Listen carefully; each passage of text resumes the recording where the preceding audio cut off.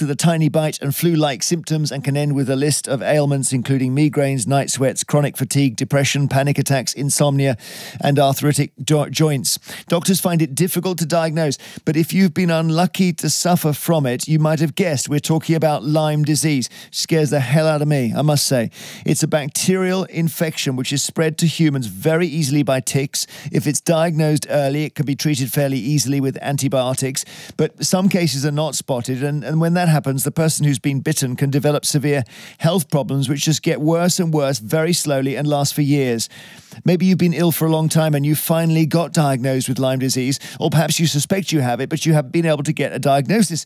Do call us 08000 288 291, email vine@bbc.co.uk. You'll know James Delingpole, the author and broadcaster, who's been on the show quite a few times before. And we just met the other day and I said, how have you been? And the answer was quite long and worrying. Yeah, although, Jeremy, I much prefer being James Delingpole, feisty political commentator that you love to hate, rather than James Delingpole, victim of this terrible disease. But actually, if there's one good thing about being infected with Lyme disease, I can get the message out there and speak on behalf of all those people around the country who've got these problems and don't know what it is, and maybe I can help them find an answer. Oh, well, I bet at least one person listening to the radio will clock this is what they've got today. So just for that person, it's worth doing. So tell us, did you become ill very slowly? Is that what happened? Do you know what? I do not know when. You always get it when you're bitten by a tick, but that could have been any time in my life. I do not know how long I've had this disease, and it keeps changing its shape. The symptoms vary from month to month, year to year. So I've had over the period of probably decades even, I've had many symptoms which would suggest that I've had Lyme disease for a very long time. But the short answer is I don't know how long I've had it. So how long ago was the first thing you think that was probably the symptom? 20 years? Yeah, maybe 20 years. Wow. Maybe what was it then? I can't... Fatigue? Fatigue is one of the obvious markers. You get, I think a lot of people who think they've got chronic fatigue syndrome, or ME as it was sometimes known in the 80s, possibly have undiagnosed Lyme disease. Well, and I remember one day when I woke up with what felt like a bad dose of flu, like a 24-hour flu, except this 24-hour flu never went away. I went from doing sport, loads of sport, tennis, Tai Chi, swimming. I was really, really hyperactive. And thereafter, for a long period, I was unable even to play fight with my kids. It was that I felt so weak. And when you say a long period, do you mean a week, a month? No, we're talking months. Right. And you went to the doctor about that, did you? I've been to see the doctor for all manner of symptoms. Lyme is known as the great imitator.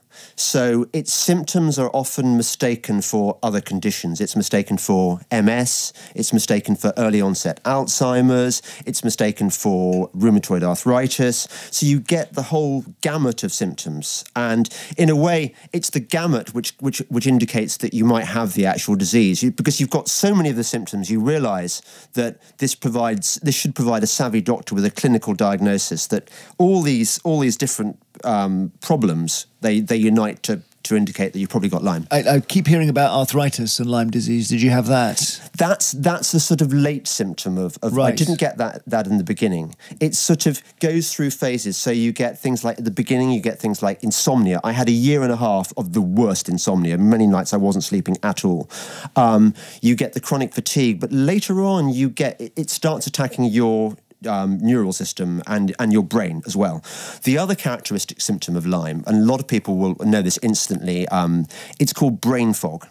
You just feel your brain feels muddy. You can't function at 100%. It's interesting you say that because I know you're on Question Time. Yeah. And I just play a little clip of you sounding very much like you. The political class want their grand projet to dump on the British people, costing us 30 billion. Well, I'm sure that's just an underestimate. I'm sure it's going to go far above that. I was on the train on the way here, and there was an incredibly annoying person sitting opposite me on his mobile, running. No, it wasn't you. So anyway, you're talking. I immediately want to hear the end of the story. Yeah. But to me, you sounded very much like you. But you say you had sort of brain fog during that. So it suddenly hits you. I used to think that they were hyperglycemic episodes because suddenly you'd be functioning normally, and then suddenly you just completely lose it. You just go gaga, and I went gaga in the middle of that. fine. I think the problem with Lyme is that it comes and goes according to the breeding cycle of the disease, a bit like malaria. It's called a stealth microbe, and they're in your body. They're in your body. They're in your body, and it buries itself within your body and hides in little nooks and crannies, and emerges at points in the year, so that for a couple of weeks you might feel absolutely fine, and then the third week you'll feel really, really knackered, and you won't be able to do much. Terrible. Yeah. And you are now being treated.